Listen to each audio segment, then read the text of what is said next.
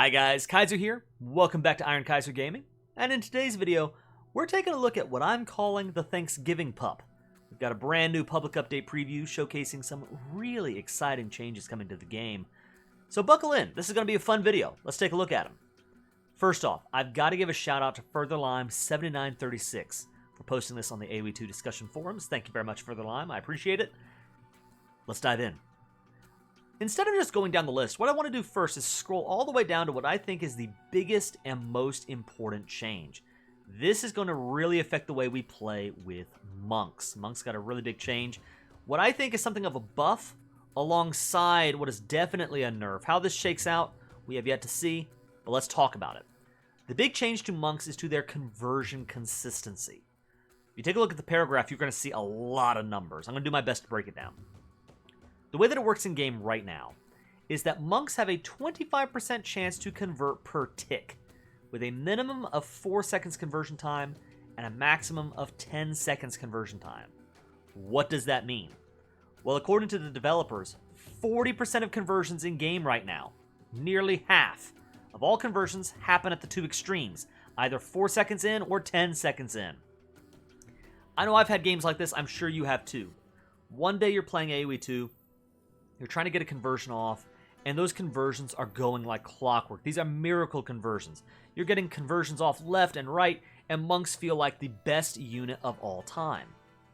The next day, you're trying to make those same conversions, and it feels like it's taking 7 to 10 business days for that Wololo to finally get a response. The conversions are going very slowly, and monks feel like a terrible unit.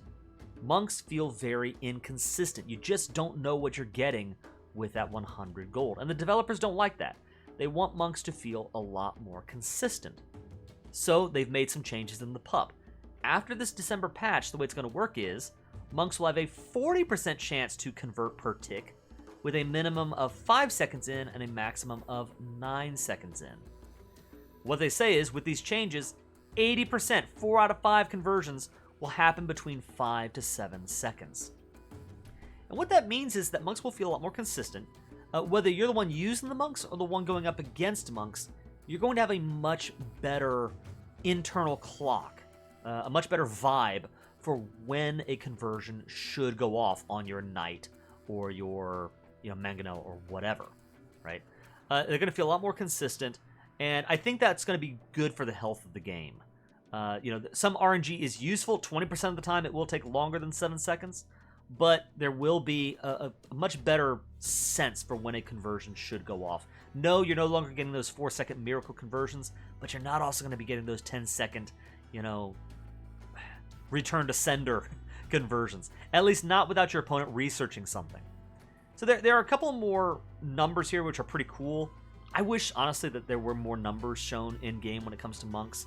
I find that monks are, perhaps by design, a very opaque unit. So it is really cool to see these numbers here. I had no idea that First Crusade actually gave more conversion resistance than the Teuton Civ bonus did. But you can take a look at these numbers, and basically they're adding to the minimum and maximum conversion time. So, Teutons still have a pretty hard resistance to conversion. The Sicilians with First Crusade do too. But on top of that, we've got to talk about the nerf as well, because Faith, that Imperial Age technology that was so very expensive, has been broken up into 2 technologies, and overall, they're cheaper. So now, you've got in the Castle Age, a new technology available for all civilizations at the monastery called Devotion. Devotion only costs 100 food and 150 gold, and it adds an extra 1 second minimum conversion time and 1 second maximum conversion time, meaning in practice, units are 15% harder for enemy monks to convert. If you're playing a knight civilization and you see your opponent going monks, Devotion is a must pick. I mean, it's, what is that, like a knight and a half cost-wise? And that means that if you're preventing a single conversion, you're losing one knight, your enemy's gaining a knight, Devotion is worth it, right? Just making it that much harder for monks to actually get a conversion off. This is a must pick up if you're a knight civ, an elephant civ, even I dare say, even if you're going into mangonels and siege, you would want to pick up this technology. It's a must get if you see your opponent going monks, right? 100 food, 150 gold. Every civilization gets it, apparently. And then Faith has had its cost reduced down from 750 food and 1,000 gold to 550 food and 750 gold. So Devotion and the new Faith combined cost less than the old Faith. Faith now sets resistance to an additional +4 minimum and +4 maximum resistance, meaning units are 50% harder for enemy monks to convert. The combination is equivalent to the previous version of Faith. So the new Devotion Faith gives you the same thing that the old Faith did at a cheaper cost. And Devotion coming in the Castle Age means that you're getting at least part of that bonus available in the Castle Age. This is a very significant nerf to monk play, right? So I think overall, this is a nerf to monks. Because even what I'm calling a buff, they're saying, well, it should on average be the same power, it's just more consistent. Now, I think the fact that monks are consistent means that more people will be willing to play with them, use them. You're going to feel more confident using monks. So that is, in my opinion, a buff. But the introduction of Devotion, the new Faith cost, this is undoubtedly a nerf. And I think overall it actually hurts monk play. But we'll see. We will see. Maybe just, again, kind of especially for, lower and average ELO players, this will encourage you perhaps to use monks, and I think you should experiment with them because they are powerful units. But yeah, this is definitely a way to tap down the power of monks with that Devotion tech. So with that out of the way, let's then talk about the rest of the changes coming to the game. Scrolling back up at the top here, we've got a bunch of, kind of bug fixes and stability fixes, which are all great. Nothing I really want to highlight except for two things.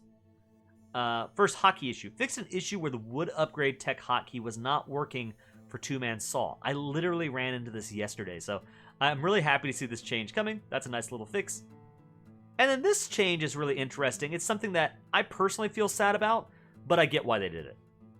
Change the behavior of pause during multiplayer so that players can no longer scroll, zoom, or interact with the minimap while the game is paused. This means that it's going to be much harder for you to issue any kind of commands while the game is paused in a multiplayer game. You're no longer able to basically move the camera around at all. Can't scroll, can't zoom, can't use the minimap. Now for me personally, I'm sad about this because I did not abuse the pause function. This was, for me, just a fun way to stay engaged in the game whenever an opponent hit the pause button.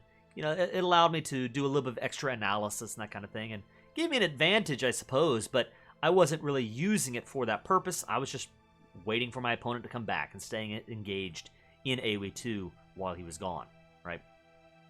But I totally get that what a lot of people would do, I'm sure, you could abuse the pause function in multiplayer by hitting pause, and then you go around and put in 100 different orders or whatever, and then unpause and get in a bunch of extra APM that you otherwise wouldn't get. So I understand why they did it. Makes sense. Sounds good. Gameplay changes. I love all three of these. 1, gates can now be locked before their construction is finished.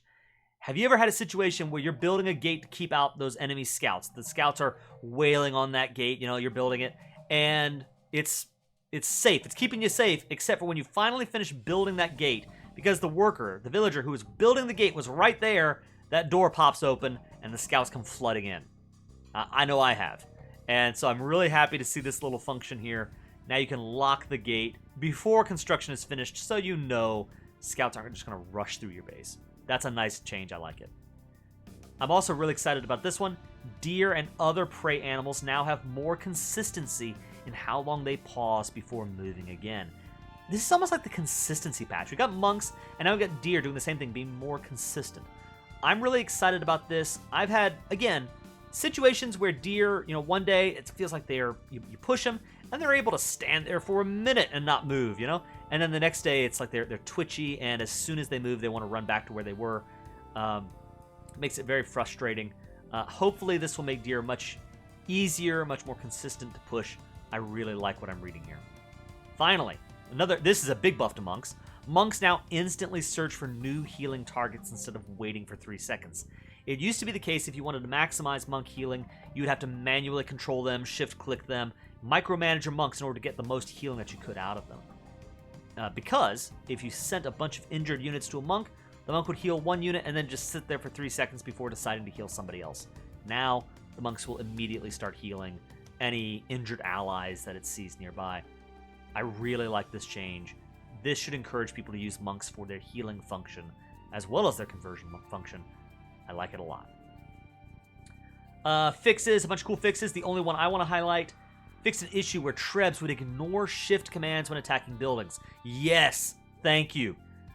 I do this all the time. I mass up Trebs, and I put them right in the middle of the enemy base and say, okay, I want you to hit this and this and this and this and this in that order. And I'm shift clicking.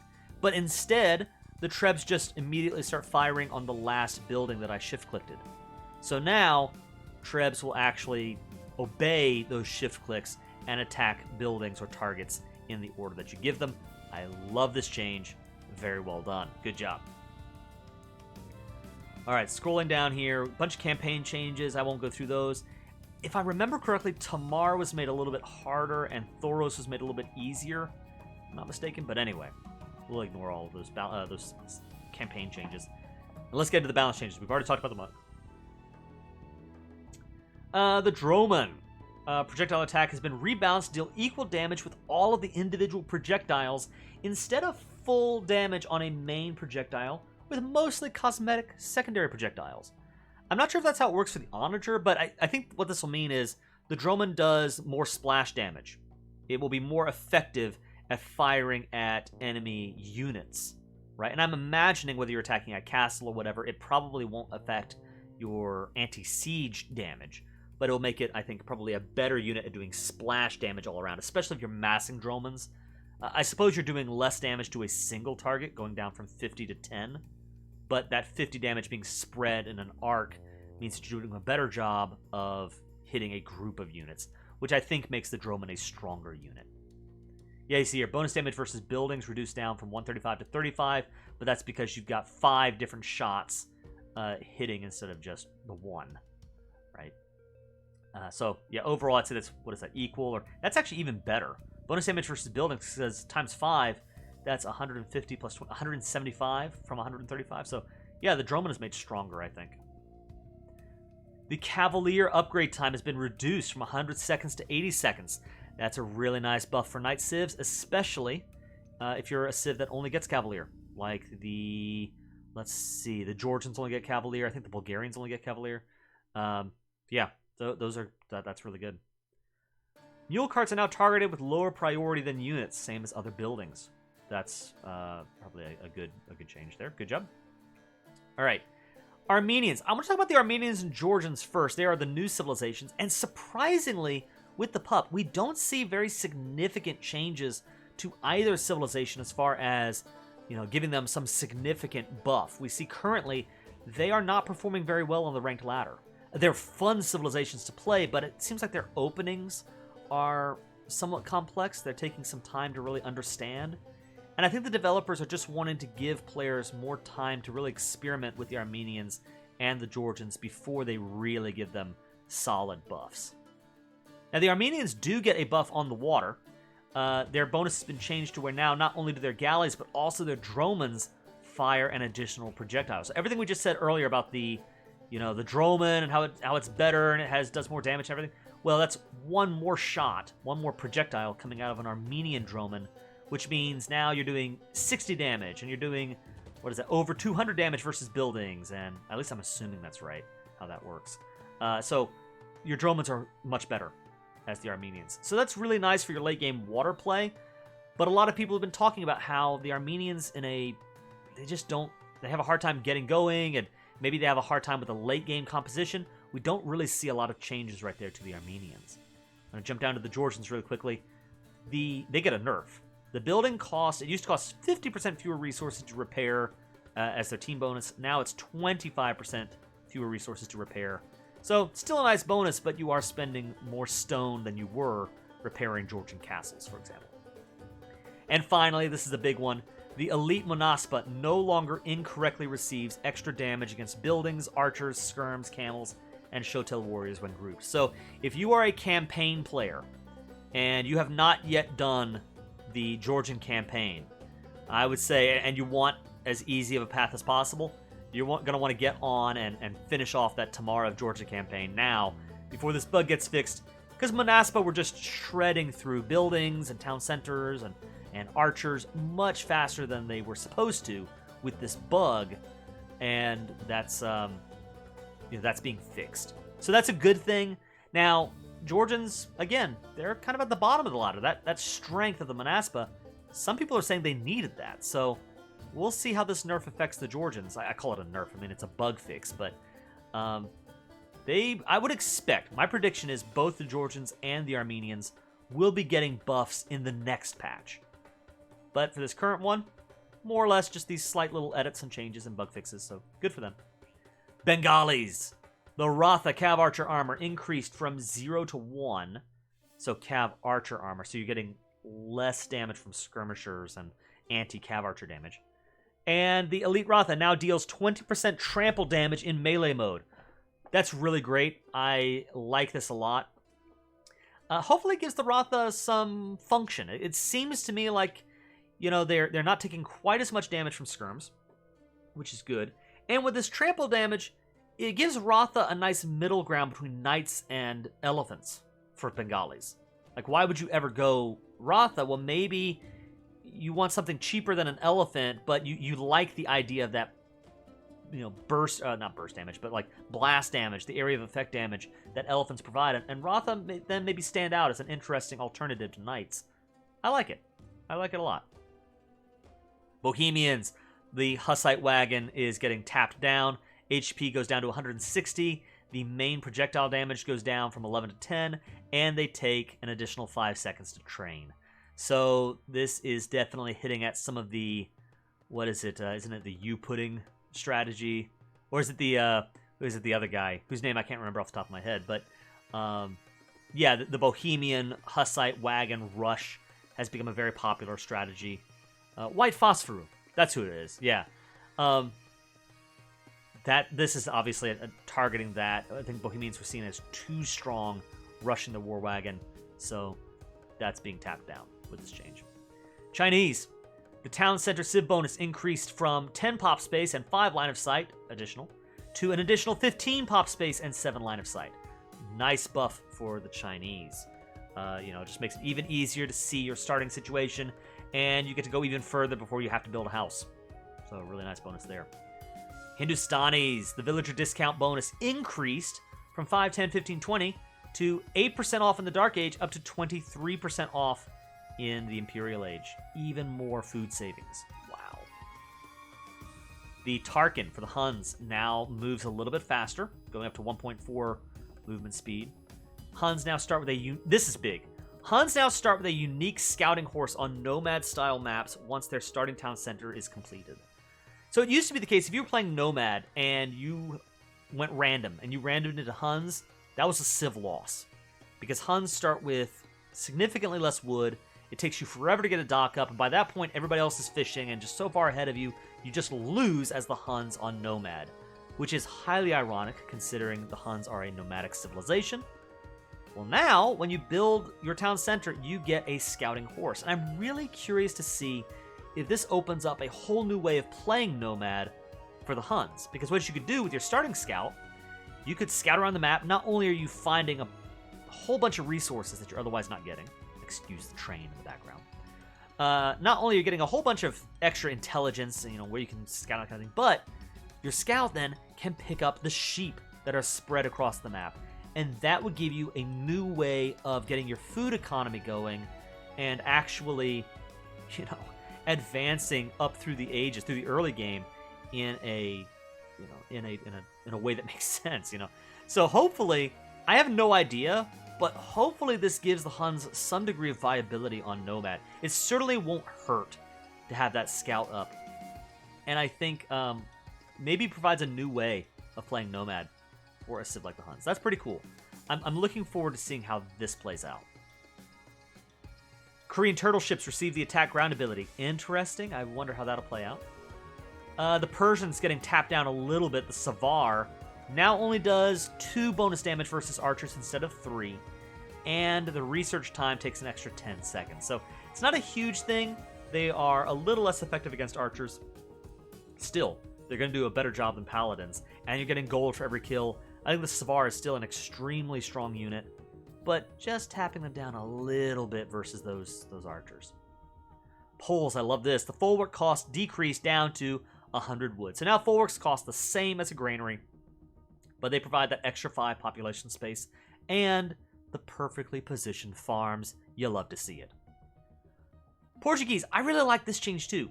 Organ gun damage has been reduced by 2 from 9 to 7, and then the elite. I'm sorry, what is this here? Is this, hold on. I think this is the primary damage and the secondary damage, 7 and 9, 6 and 8. No, I'm sorry. Currently, organ guns do 7 damage and then 9 for the elite upgrade. Now it's going down to 6 and then 8 for the elite upgrade. So it's being reduced by 1. You're losing 1 damage for the base organ gun damage, but you're getting an extra bonus damage versus infantry and skirmishers going up from +1 to +2. So it makes organ guns more specialized. They are much more effective at mowing down, I should say more effective. They are just as effective at mowing down infantry and skirmishers, but they're less effective as an all-around general unit. And I really appreciate that. Organ guns, I think even now, they feel a little bit too strong as just an all-around unit. You just mass organs and win. So now, if you have a group of knights going up against organ guns, you're going to do a better job against them, right? Or a group of archers or whatever. It's specifically infantry and skirms who should be absolutely shredded by organ guns, which makes a lot of sense, I think, given the design. Let's see. And I think that pretty much covers it. A little bit of a change there for Vikings, but nothing really that big. Yeah, I think those are the highlights. So guys, what do you think? I'm really excited to see these changes. The Huns one fascinates me, but of course what really stands out are these changes to monks. So I hope you enjoyed this PUP overview. If you did, please consider liking the video and subscribing to the channel. I really appreciate you guys. We're getting pretty close to 900 subscribers, so thank you all very much for joining me on this adventure. But what do you guys think about these monk changes? Are these exciting? Are you optimistic, or are you worried that maybe this is too big of a change, maybe too strong of a nerf to how monks play with the new devotion technology? What do you guys think? Let me know in the comments below. For now, this is the Iron Kaiser signing off. Have a great day, guys.